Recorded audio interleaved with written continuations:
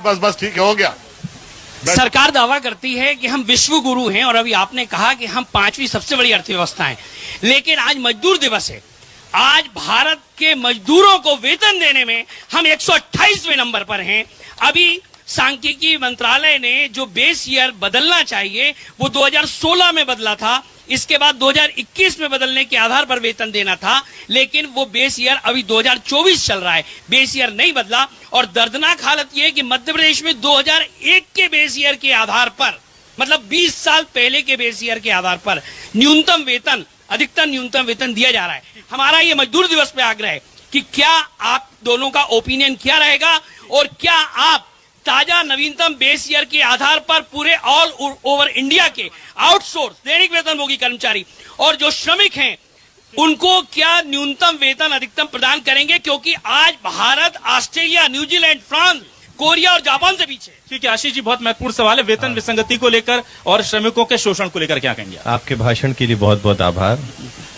देखिए, आपने ठीक कहा, आजादी के 75वें साल जब हम पूर्णता की ओर हैं, तो कांग्रेस ने जो 56 सालों तक शासन किया तो उसमें बहुत सारी चीजें मोदी जी के लिए करने के लिए छोड़ दी हैं।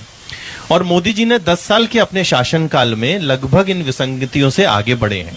आपने जिस मजदूर श्रेणी की बात की, वो सबसे ज्यादा लाभान्वित और प्रभावित अगर किसी से होती है तो कैपिटल इन्वेस्टमेंट इंडस्ट्री से होती है, कैपेक्स। अगर सड़कें बनेंगी, अगर पुल बनेंगे, अगर रेलवे बनेगी, अगर एयरपोर्ट्स बनेंगे, तो तभी उन मजदूरों को उनका हक मिल पाएगा।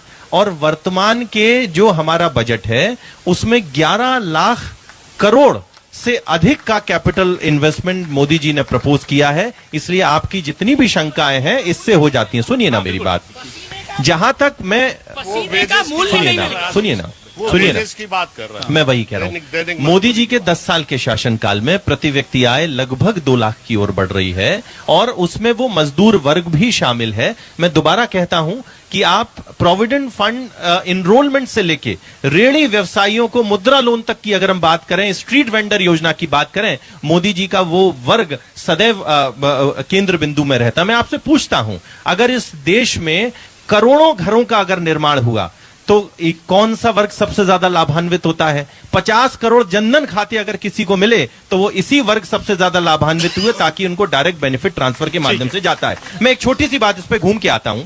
देखिए, आदरणीय मुकेश जी बहुत ज्ञानवान प्रवक्ता हैं।